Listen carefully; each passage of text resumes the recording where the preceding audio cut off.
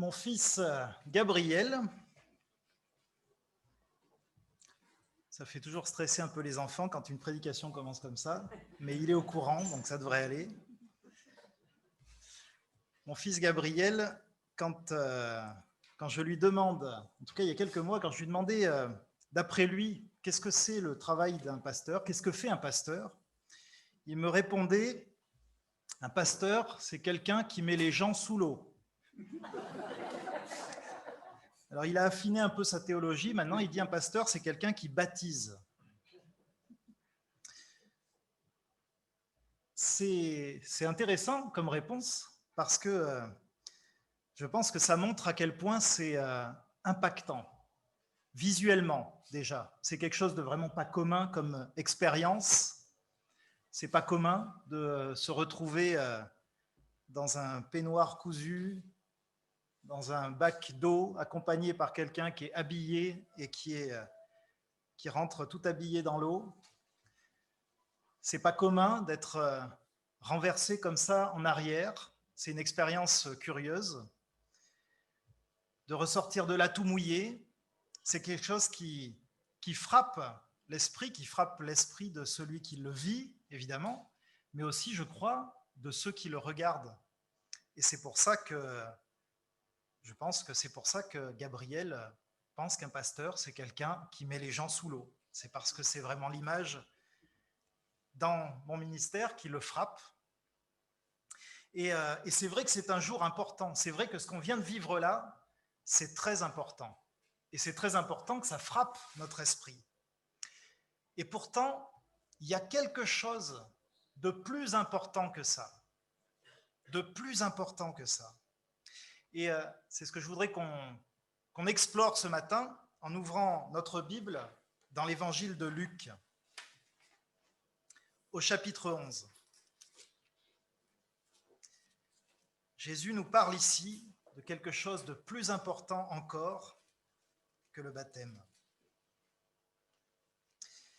Et je vais lire les versets 37 à 41. Luc 11, versets 37 à 41. Jésus est en train d'enseigner. On est au milieu d'un enseignement. Et puis, on nous dit ici, tandis que Jésus parlait, un pharisien l'invite à déjeuner chez lui. Il entra et se mit à table. Le pharisien vit avec étonnement qu'il n'avait pas fait les ablutions rituelles avant le déjeuner. Un peu comme si je ne m'étais pas passé les mains au gel hydroalcoolique avant la Sainte Seine, vous voyez ? Il a remarqué ça. Mais le Seigneur lui dit, vous les pharisiens, vous purifiez le dehors de la coupe et du plat, et à l'intérieur, vous êtes pleins de rapacité et de méchanceté. Gens déraisonnables, celui qui a fait le dehors, n'a-t-il pas fait aussi le dedans ? Donnez plutôt par des actes de compassion ce qui est dedans, et tout sera pur pour vous. Jésus, ici, il aborde un problème, et ce n'est pas un petit problème. Ce qu'il reproche aux pharisiens, c'est de privilégier l'extérieur. C'est de donner de l'importance à l'extérieur, à ce qui se voit, à ce qui frappe les yeux. Un pasteur, c'est quelqu'un qui met les gens sous l'eau. C'est ce qui se voit, ça frappe les yeux. Et il dit, vous faites ça, mais à l'intérieur, c'est pourri. Vous êtes pourri du dedans. C'est beau du dehors, mais c'est pourri du dedans. Et ça, c'est un grand problème. C'est un grand problème d'abord parce que le monde entier est concerné par ce problème-là. C'est le problème d'accorder de l'importance à l'apparence. La société qui nous entoure vit comme ceci. C'est donc un problème pour la société qui nous entoure et c'est aussi un problème pour l'Église. Et non seulement c'est un problème pour l'Église, mais c'est aussi un problème pour chacun d'entre nous. Pour le monde qui nous entoure, je crois qu'on peut le comprendre assez facilement. On vit aujourd'hui à l'ère de l'image. Je pense que depuis l'avènement de la télévision, c'est comme ça, on vit à l'ère de l'image. Ça s'est empiré, je dirais, ou accru en tout cas avec Internet, l'image. le visuel, ce qui impacte nos yeux. Voilà. Et qu'est-ce qu'on nous montre? Eh bien, dans une société où Mammon est érigé en seigneur, on nous montre un monde en fait qui n'existe pas. On nous montre dans les publicités des gens toujours jeunes, resplendissants, qui réussissent dans la vie, qui font tout très bien, voilà, un monde parfait, sans aspérité, personne n'est malade dans ce monde-là. Et donc, quand on compare notre propre vie à ce qu'on voit, on se dit, oula, mais il me manque un truc, et ça tombe bien, parce qu'ils nous le vendent. C'est impeccable. Dans l'Église, on a aussi nos publicitaires. Des publicitaires qui nous vendent le chrétien parfait. Et on a tous dans notre tête l'image de ce petit chrétien parfait, ce chrétien de catalogue Ikea, vous voyez, qui tout est parfait. C'est un excellent orateur, c'est un évangéliste hors pair. Lui aussi, il est jeune et beau normalement en général. Et puis c'est moderne et voilà. Et tout va bien. Et on met en avant ces gens-là. On ne va pas mettre en avant celui qui est malade, tout chétif et qui galère dans sa foi, quoi. On ne va pas mettre en avant celui-là. Donc on a aussi nos publicitaires de la foi chrétienne. Et donc on est concerné parce qu'on a tous en tête ce petit chrétien parfait qui vient nous donner des injonctions, qui nous dit un chrétien, ça doit faire ça. Et donc on fait les choses parce qu'un chrétien, ça doit le faire. Ou ça ne doit pas faire ça. Et donc on ne les fait pas parce qu'un chrétien ne doit pas faire ça. C'est un problème important, donc, puisque ça nous concerne, c'est aussi un problème grave. Et pour illustrer la gravité de ce problème, je voudrais vous parler des travaux qui ont eu lieu dans l'Église. Alors vous verrez, il y a un rapport. Je ne pars pas n'importe où. Vous aurez peut-être remarqué que l'entrée a été refaite. Est-ce que vous avez remarqué? Tout le monde a remarqué? Oui, merci, ça fait plaisir. Normalement, ça frappe les yeux. Là aussi, ça frappe les yeux. Parce qu'avant, on avait une dalle en béton brut qui commençait à avoir quelques années, qui était fendue. On avait une évacuation d'eau de pluie qui se faisait mal, donc on avait une espèce de flaque de boue devant l'entrée quasi en permanence. Et donc, je dirais qu'en 3 mots, c'était moche. On peut le dire comme ça. Et on a refait cette entrée, enfin je dis on, pas moi, hein, on a fait appel à une entreprise. Cette entreprise est venue refaire l'entrée et maintenant, bah, c'est beau. C'est beau comme dans un catalogue Ikea, c'est impeccable, c'est très chouette. Mais ce n'est pas tout à fait comme dans un catalogue Ikea. Et c'est de ça dont je voudrais vous parler. Il y a quelque chose d'important qui a été fait et qui ne se voit pas. C'est ce qui s'est fait en dessous. Parce qu'en dessous, en fait, vous avez un tuyau d'évacuation des eaux usées. Alors les eaux usées, c'est un euphémisme, c'est une manière très jolie de parler en fait d'un espèce de magma horrible, noirâtre, puant, qui est composé en fait des excréments humains que dans votre grande bonté vous laissez gentiment dans les toilettes de l'église dimanche après dimanche. Et je dis votre, de la mienne aussi, hein, je suis généreux aussi. Hein. Et donc c'est ça les eaux usées. Et ce tuyau, il avait une particularité, vous avez remarqué que l'entrée est en pente. Et bien le tuyau aussi, il était en pente. Ça veut dire que l'évacuation était plus basse que le tout à l'égout.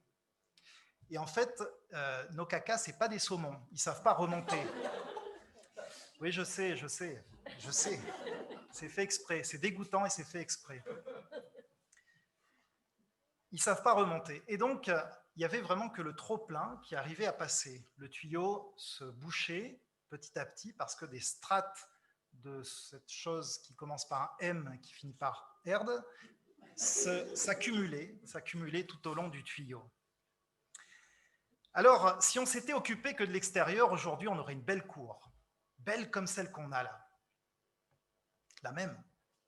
Mais dans quelques semaines, quelques mois, quelques années peut-être, si on avait un peu de chance, Ce qui serait passé, c'est que le tuyau se serait bouché complètement et que, vous savez, il y a une trappe à l'entrée où les enfants s'amusent à sauter là. Et bien là, pof, ça serait remonté dans l'église et on aurait pataugé dedans. On aurait pataugé dedans. Et vous savez pourquoi? Parce que c'est de l'abondance du cœur que parle la bouche. Et c'est ça qui est grave quand on s'occupe que de l'extérieur. C'est que c'est beau, mais à l'intérieur, petit à petit, ce péché s'accumule en strates. Le mal s'accumule en strates. Et un jour, ça sort. Le jour où ça sort, on patoche dedans, on se retrouve les deux pieds dedans, on est démasqué aussi, parce que là, c'est plus beau du tout, et tout le monde s'en rend compte. Et puis en plus, on bénit tous ceux qui nous entourent de ce qui sort de notre cœur. Vous avez compris que c'est ironique, hein, on ne bénit pas avec des paquets de... Voilà. Donc c'est un problème grave. Alors, d'où est-ce qu'il vient ce problème? Parce qu'en fait, on n'a pas envie de voir arriver ça dans notre vie, n'est-ce pas? Eh bien, Jésus questionne au verset 40. Il dit, celui qui a fait le dehors, est-ce qu'il n'a pas aussi fait le dedans? Et donc, c'est une question rhétorique, évidemment. Hein. C'est pour attirer notre attention sur le dedans. Parce qu'on s'occupe bien du dehors. Et en fait, c'est ça le problème, c'est qu'on s'occupe bien du dehors, mais on ne s'occupe pas assez du dedans. Et je crois qu'on a deux façons de se concentrer sur le dehors, de se tromper en fait. La première, c'est qu'au lieu de traiter la racine du mal, en fait, on s'occupe de ce qui dépasse, de ce qui va se voir. On traite les ramures, les feuilles et les fruits. Et donc, ce mal, effectivement, se dépose en strates. Ce péché se dépose en strates jusqu'au jour où il va sortir. Parce que ce péché, en fait, on ne l'a pas évacué. On s'est occupé de ce qui pousse, c'est tout. La deuxième manière, qui est plus pernicieuse peut-être, c'est quand on confond l'extérieur avec l'intérieur. Et ça, je crois que ça peut arriver. On pense qu'être chrétien, on pense vraiment qu'être chrétien, c'est se faire baptiser. Et donc on se fait baptiser parce que c'est ça être chrétien. On pense vraiment qu'être chrétien, c'est aller à l'église. Et donc on va à l'église parce que c'est ça être chrétien. On pense que, on lit notre Bible parce que c'est ce que fait un chrétien. Et c'est vrai, quelque part c'est vrai, mais on confond ce qui se voit et ce qui se vit au fond. Et finalement, quand on vit les choses comme ça, en réalité, on n'a aucune idée de l'œuvre du Christ. Elle nous échappe complètement. On n'a rien compris. Ou si on a compris, parce que quand même, il y a eu, par exemple, une préparation au baptême qui nous dit, attends, non, c'est pas ça. Il y a plus profond, il y a plus important. Si on a compris, on a quand même, dans son cœur, décidé d'accorder plus d'importance à ce qui se voit qu'à ce qui ne se voit pas. Et on se dit, ouais, d'accord, mais quand même, pour ma famille, c'est important que je me fasse baptiser, par exemple. Alors, je prends cet exemple, n'y voyez, enfin, je ne fais aucune allusion à personne. Je suis plus franc que ça, je ne fais pas mes comptes depuis la chair, vous voyez. Mais voilà, voilà, ce que je disais tout à l'heure, on lit sa Bible parce que les chrétiens doivent faire ça, c'est ça qu'on attend d'un chrétien, et donc on se conforme à ça parce qu'on veut faire partie du groupe, par exemple. Et c'est vrai qu'un chrétien fait tout ça, mais ce qu'on a vu de nos yeux ici, ça reste l'extérieur de la coupe et du plat. Ce qui est important, c'est vraiment de laisser Jésus s'occuper de l'intérieur. Alors, quelle solution? Quelle solution on a à ce problème? On dit souvent que tant qu'on n'a pas commis telle ou telle faute, on n'a pas péché. Si j'ai pas fait, ça va, c'est bon. Tout ce qui se passe dans ma tête, tout ça, c'est embêtant, mais au fond, c'est pas grave. Ce qui est grave, c'est vraiment de commettre, de faire les choses. Et donc, si j'arrive à sauver les apparences, ben ça va, c'est bon. Sauf que qui lit un petit peu sa Bible se rend compte que Jésus va plus loin que ça. Il va bien plus loin que ça. Il ne se contente pas des apparences. Jésus, il s'attaque à la racine du mal. Par exemple, Jésus, il ne dit pas, si tu as trompé ta femme, tu es adultère. Pourquoi il ne le dit pas? Parce que notre boulanger peut le dire, parce que notre boucher peut le dire. N'importe qui est capable de dire un truc pareil, en fait. Ce qu'il dit, c'est si tu as regardé avec désir une femme autre que la tienne, tu as déjà commis l'adultère dans ton cœur. Et le problème, il est là, il est déjà là. Il ne dit pas que si tu tues ton voisin, tu es un assassin, parce que ça, n'importe qui est capable de dire un truc pareil. Ce qu'il dit, c'est que si tu l'insultes, tu es déjà passible du feu de l'enfer. Parce que dans cette insulte, il y a déjà le meurtre, il y a la graine, il y a le germe qui est là.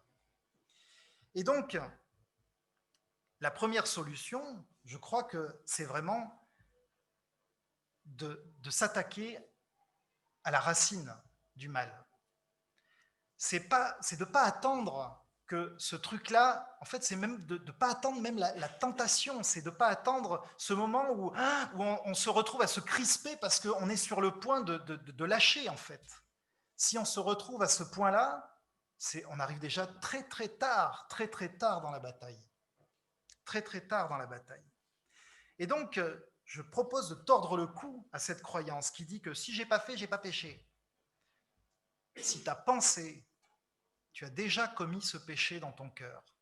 Si tu l'as pensé, tu l'as déjà commis dans ton cœur. Et c'est là, maintenant, qu'il faut livrer bataille. Parce que plus tard, ça sera très compliqué. Ça sera très compliqué. Éphésiens 3, à partir du verset 17, nous dit ceci, c'est Paul qui parle.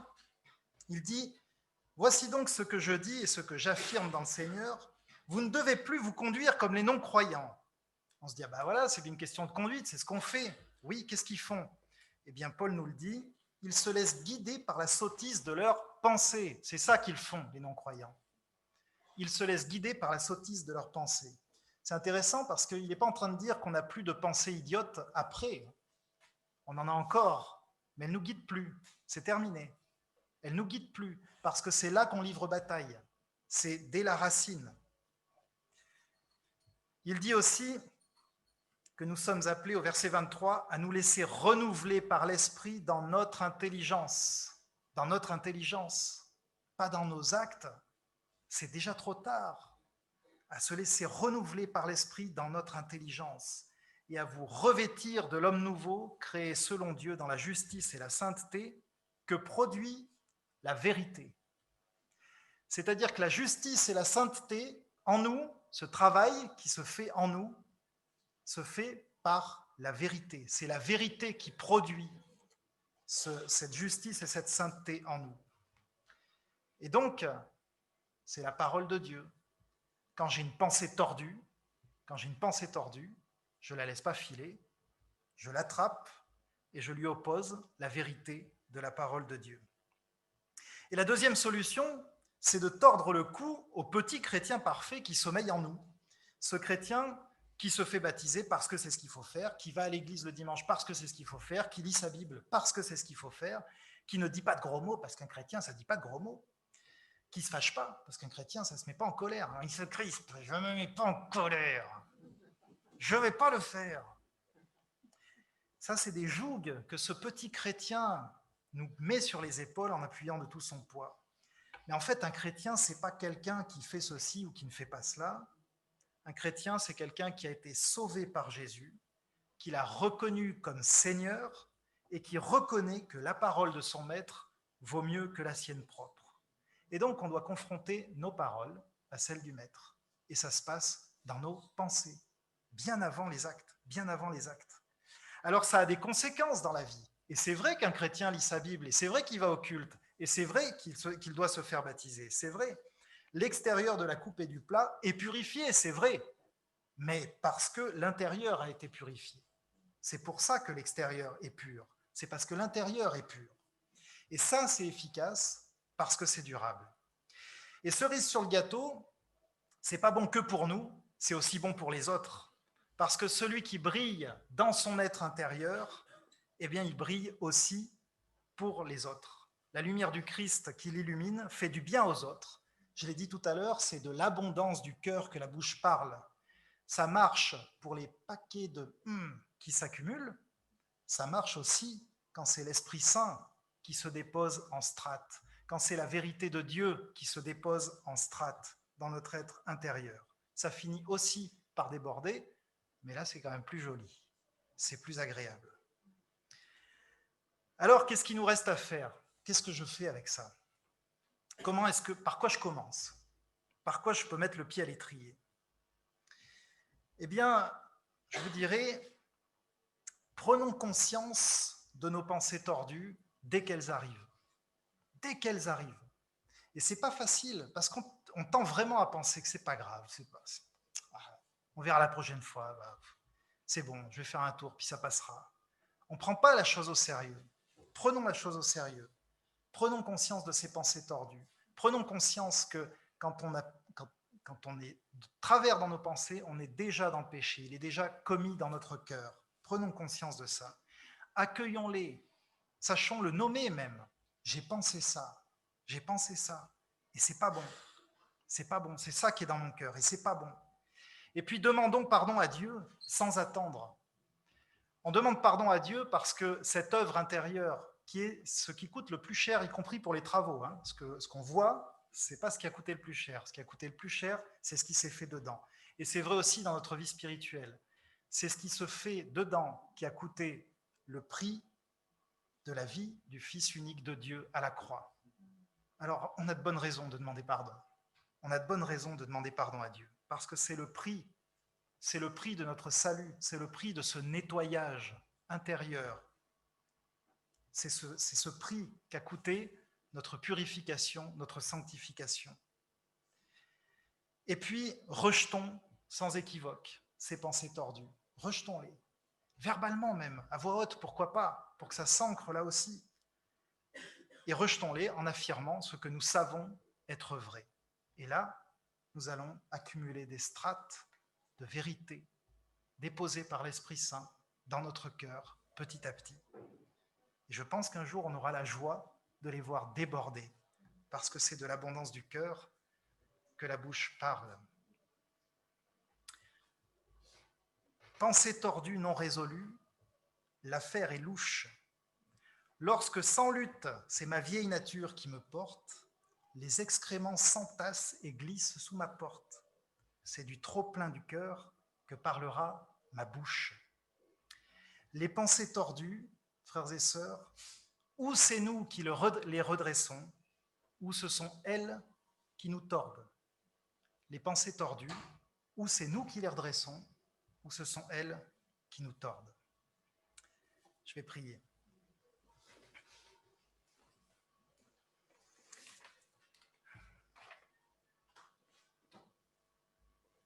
Seigneur, nous ne voulons pas être des chrétiens de surface.